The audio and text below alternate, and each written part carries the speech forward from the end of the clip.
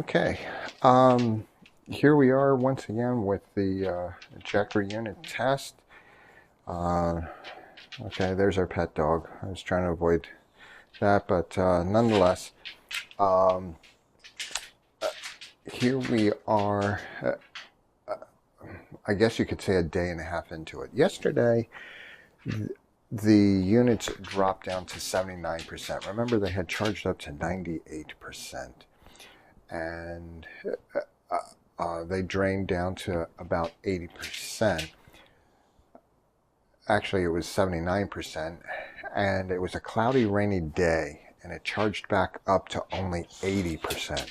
So from 80%, we now have 52% on the small unit and 47% on the larger unit, the main unit, and we are going to see on this sunny day how far it can charge back up. Remember, the test happens to be that we have now the office and the fish aquarium running on the jacker unit, and what we are trying to experiment is how many days without any other source other than sunlight will these units run down to. We're going to allow only 10%. We're not going to go all the way down to the 3% that originally had happened. And so this is, I guess, day 2 completed, and now starting of day 3.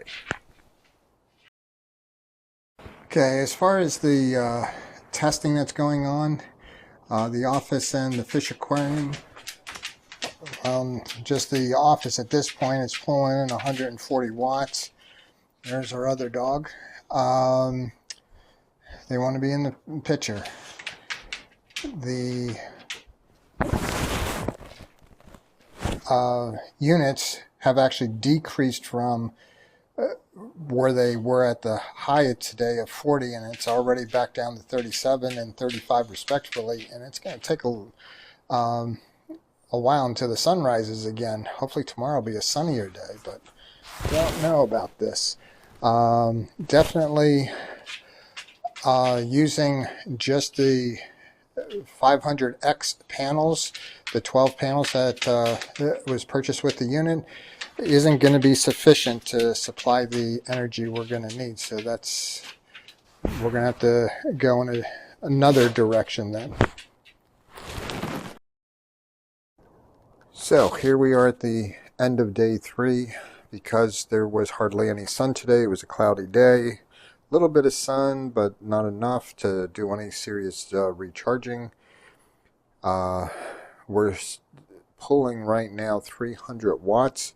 And of course, at night, it's bringing in 0. So it's just going to decrease.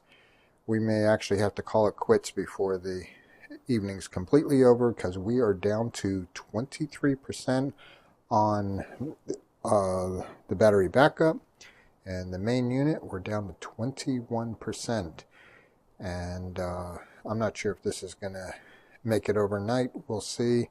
I'll check back in a couple hours to determine if I'm going to let it continue to run, but evidently relying upon just the 500X solar panels to recharge these things, we're looking at on minimal draw, because I don't think even 300 watts is asking a whole lot. Minimal draw of a nightlight, a fish aquarium, and an office with, like I said, it's probably pulling in 150 watts alone. The fish aquarium at the peak is about 120, and so yeah, it looks like the heater on the aquarium has just turned off because we are well under 200 now. But as far as trying to make it just on solar panel for minimal charging, 3 days is all I'm going to get out of this. We need another source for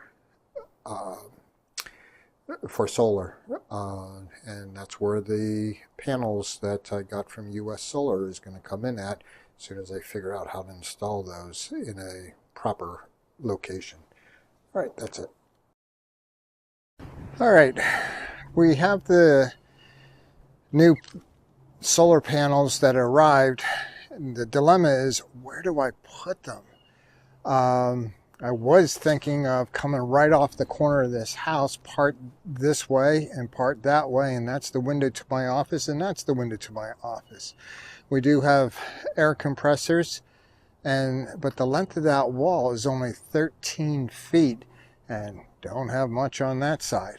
Plus, if we were to extend it outwards, we have the stairway that we'd run into. So here's the dilemma, is that walking away from the house, I'll give you a nice tour of the backyard. What we have here, and still need to go down further, that should be good enough, is as we look up at the house here, that roof is mostly in the shade now. Despite being southeast, it's not getting it's not getting any sun for that matter. And if it was, it wouldn't be that much. Oh, here comes the sun shining out, but not on that roof. And a little bit closer to the dormer, yes. There's a little bit of sun there. I guess it does extend a little bit on the roof, but this is being shot at about 5 p.m. and in about an hour that's going to be in complete shade. It'll get the morning sun, but not the evening sun. And like I said, these things are 45 inches wide times 10, that's 450 inches. I need approximately 37.5 feet if they were to butt up against each other, but you're supposed to leave a little bit of space, so you might as well say 40 feet across. 20 this way and 20 that way. I don't know yet. So trying to figure this out.